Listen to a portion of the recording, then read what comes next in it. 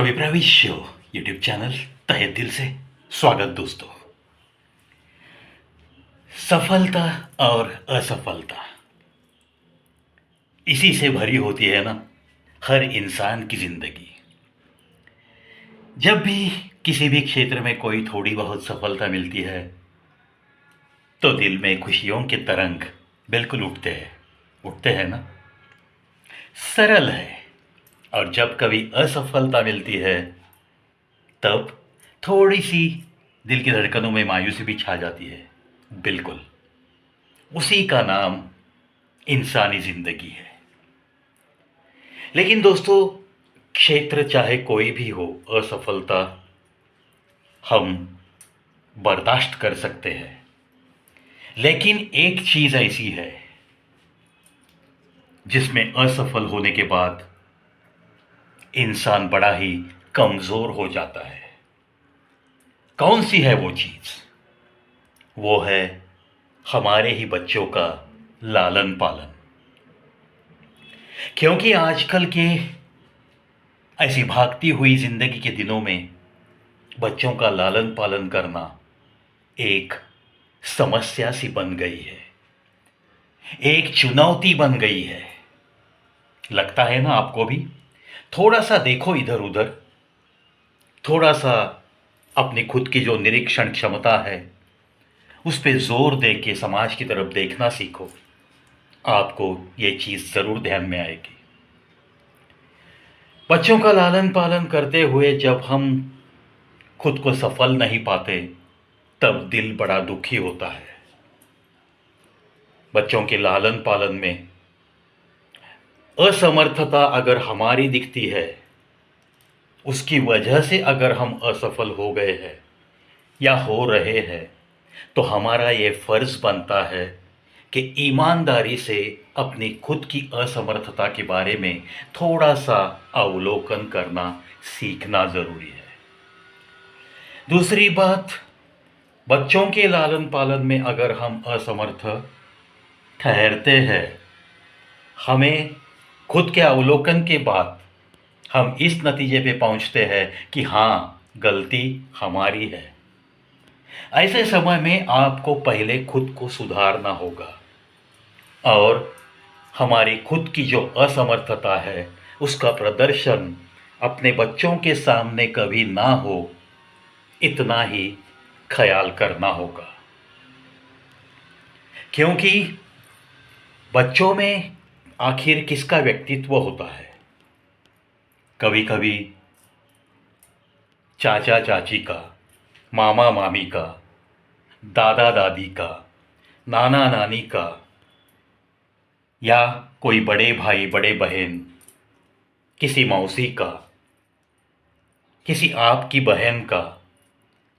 आखिर ये बच्चे ऐसी उम्र के होते हैं जो कि कुछ न कुछ देखते हुए अपने आप खुद के दिल पर संस्कार कर लेते हैं और वैसे ही चाल चलन उनका लगने लगता है। ये बात तो परिवार के हिसाब से बिल्कुल होती ही रहती है। पता नहीं कि परिवार में से किसका अनुकरण बच्चे करने लगेंगे, इसका भी तो पता नहीं, क्योंकि वो उम्र ही वैसी होती है। और इसीलिए ये लालन पालन करना ये एक चुनौती भरा काम बन गया है। देखो दोस्तों, युग चाहे बदलते जाएंगे, सदियां बीती है और न जाने कितनी बीतेगी, इसका तो कुछ भी पता नहीं। लेकिन जब तक ये परिवार, ये लफ्ज जिंदा है, तब तक इस परिवार के मुखिया होने के नाते आप पे और हम पे यह जिम्मेदारी बनती है कि हमारे बच्चों का लालन पालन आखिर हम कैसे करें। देखो, युग बदलेंगे, सदियां बदलेंगी, लेकिन जिन मूल्यों के आधार पे बच्चों का लालन पालन हो सकता है, अच्छे संस्कार कर सकते हैं, वो मूल्य क्या है? कौन से मूल्य है?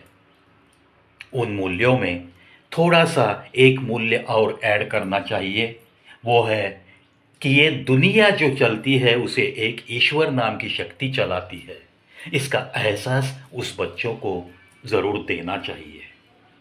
और अगर कुछ गलती हो गई तो वो ईश्वर आपको इसी जन्म में शिक्षा भी ज़रूर देता है।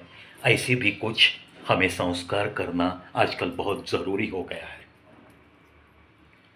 देखो, कुछ मूल्य ऐसे हैं जो सदियों से चलते आ रहे हैं। उसमें एक है मनुष्यता का मूल्य, यानी कि बच्चों के दिल में इंसानियत सिखाना, बड़ों का मान सम्मान उन्हें सिखाना है, प्यार, भलाई, ऐसे कुछ मूल्य हैं जो हमें उन्हें सिखाने पड़ेंगे बचपन से ही।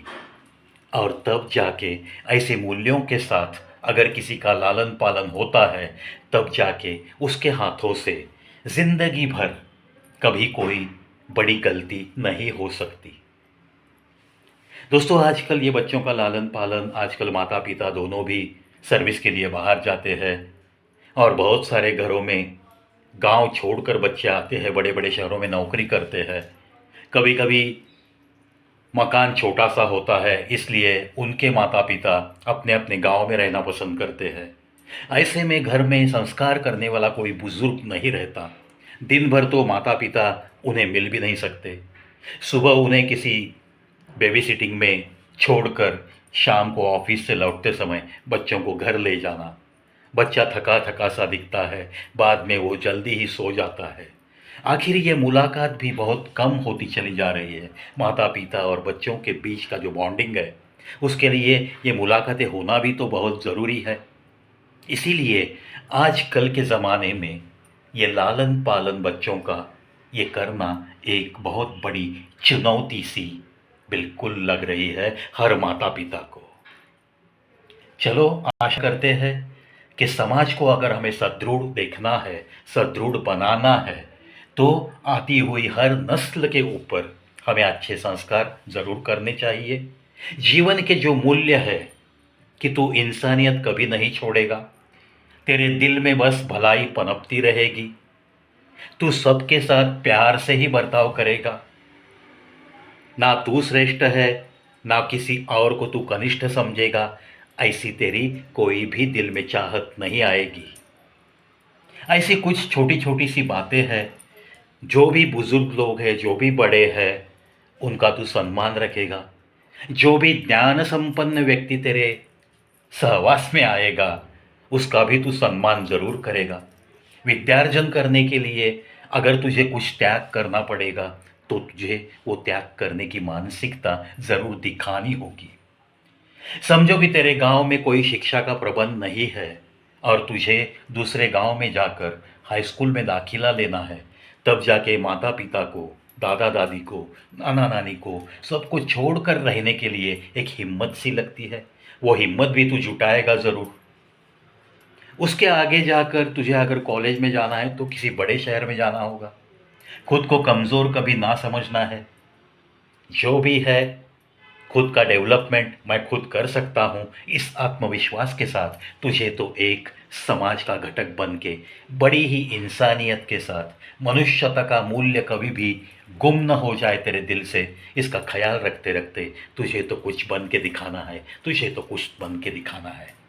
ऐसी बातें अगर हम हमारे बच्चों का लालन पालन करते हुए उसी बचपन की उम्र से उसके कानों में बताते रहेंगे, उसके जहन पे ऐसी बातें अगर बस जहन में रहती चली जाएगी, तब जाके आप एक अच्छे इंसान समाज को दे रहे हो, एक अच्छे इंसान इस देश के लिए समर्पित कर रहे हो और अच्छी तरह से लालन पालन कर रहे हो बच्चों का, ऐसे ही मैं मानता हूँ।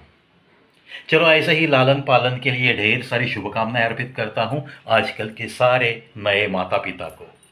यंग जनरेशन, आपके सामने बहुत बड़ी चुनौती है, क्योंकि आपके पेरेंट्स के बिना अगर आप किसी बड़े गांव में रहते हो तो ये बहुत बड़ा चुनौतीपूर्ण काम आपके लिए बन गया है।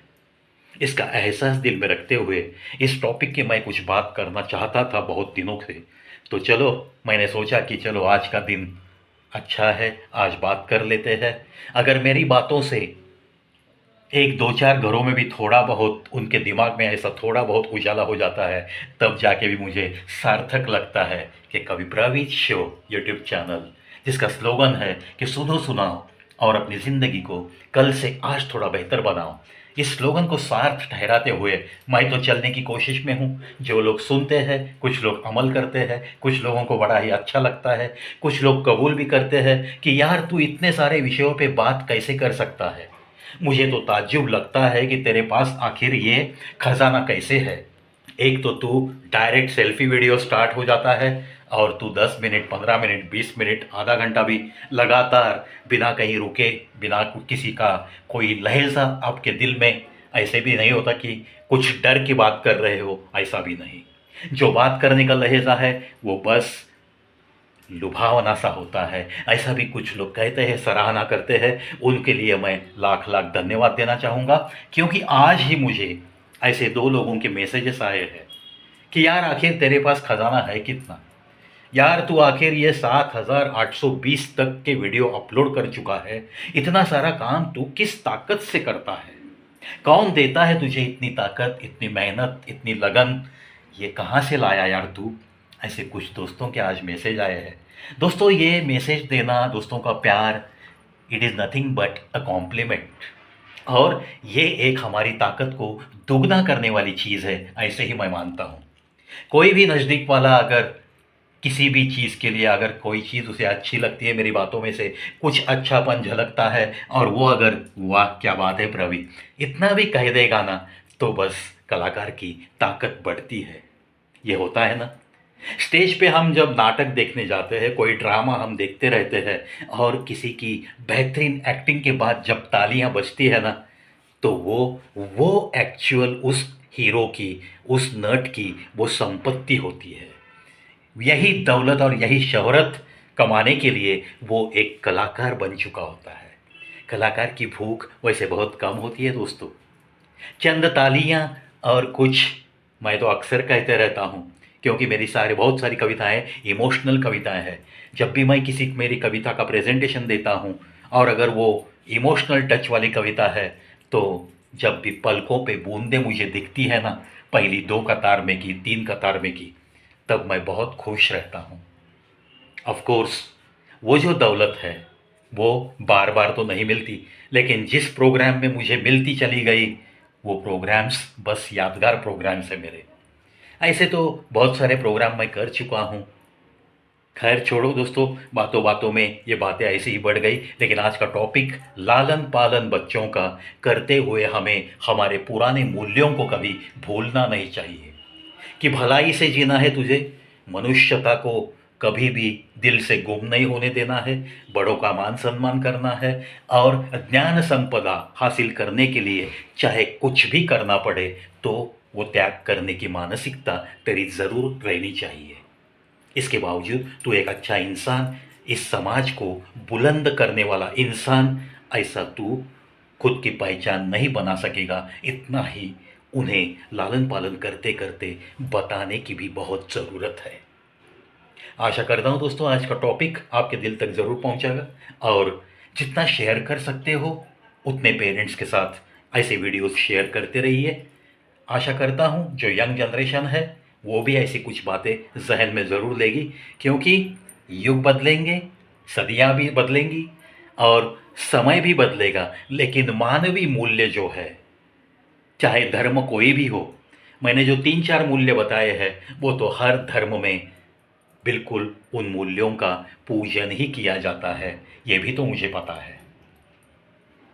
मेरे घर में तो मुझे बस एक ही संस्कार मिला कि ना तेरी कोई जात है, ना तेरा कोई धर्म है प्रवी, बस तू एक इंसान है। इंसानियत को ही धर्म मानते हुए तुझे तो बस चलते रहना है, चलते रहना है, चलते रहना है। ये मेरे पिताजी कहते थे। आज वो जो जो कहते थे वो सारी बातें याद आती है, और देखो ना, दिल में थोड़ी सी गदगद भी महसूस होती है, आवाज़ में थोड़ा सा झुकाव भी तो आया है ना। अक्सर होता है दोस्तों, यही तो एक ख़ास बात होती है अपनों की यादों में, अपने माता पिता की याद में, यही तो एक ख़ास बात होती है।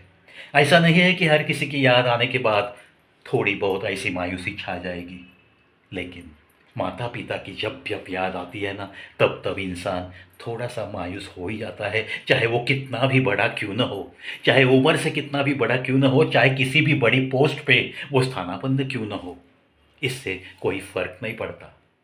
Because these are the top most emotions as far as human life is concern.